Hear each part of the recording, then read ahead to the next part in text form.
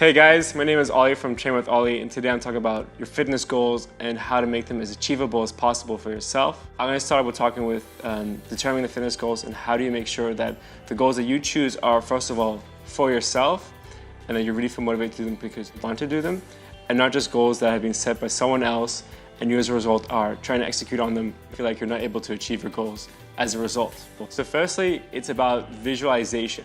So visualizing your goals and what you want to do and how you want to achieve them is key to ultimately then achieving the goal. For example, if you were getting married next month, you of course would have this idea of like, all right, getting married in a month's time, and when I'm going to get married, it's important that I look good. So you have the main idea, so the visual thought in your head, I'm going to get married. So this is actually quite limiting in your motivation because you're only going to have the simple thought of the marriage happening. You only know that you're going to have to do it at one point.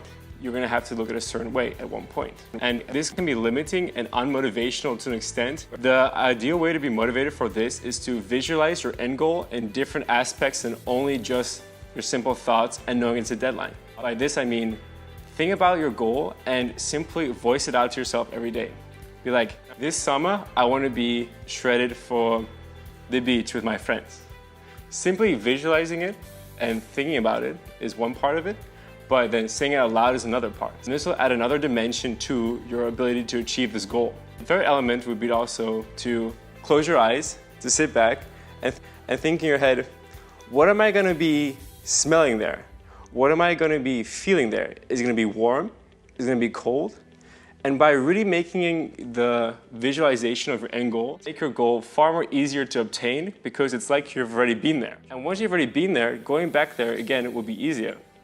It's as if you know exactly where you're going and the steps to go there are not clear yet completely, but you know that there is an end point. It's comparing to before when you simply said, I want to achieve an end goal with a deadline, which is not showing you how or what you're going to do to achieve it.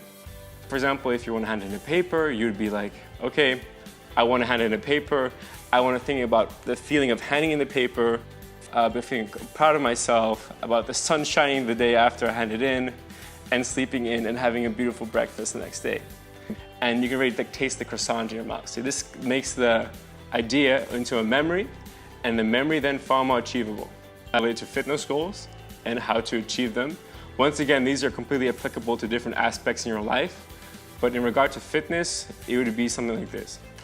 Let's say you want to get in shape for this wedding you're going to have or some other event that's coming up. Baby stepping is when you take something very big, a very big task, and you break it down to smaller parts.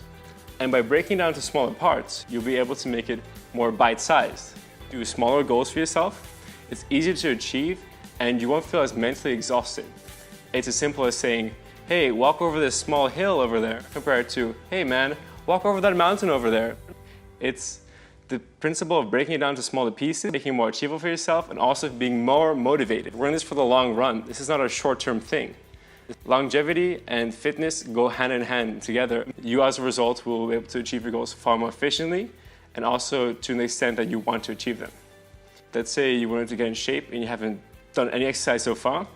Do something as simple, like once a day you would cook your own meal at home. Do this once a week on one day. And by repeating that on a weekly basis, you can then branch it out to, hey, I'm used to eating this every single day now, compared to when I first started was once a day. So you can expand it to every single day. And from that task, you can also add on the next one. Okay, now I want to eat a healthy lunch as well. So then you have your breakfast sorted, your lunch sorted. You then split it over 7 days instead of only having one day. And from this, you're able to make a far longer and more achievable process of slowly baby stepping it up to the point where you're actually living a very fit and healthy lifestyle. Too many people begin their fitness goals and are like, okay, I'm going to start training 4 times a week. I mean, it sounds fantastic. You tell your friends, you're like, wow, this guy's really going for it. And of course, you know, how sustainable is it really? Because your motivation is only temporary. What really makes it possible to achieve for a longer term and keep yourself motivated is simply making it habitual. So if it's a habit where you're just used to doing it because you've only done that so far, that'd be perfect. Because once you can make it into a daily process, the only way that you function or are used to functioning, why not make the best processes part of it? So it's simple as breaking it down into smaller bite-sized pieces, and then from that, making it an entire goal. My name is Ollie from Train with Ollie. This is another tip that I wanted to give you guys. Don't forget to like and comment on this video, and I'll see you guys next time.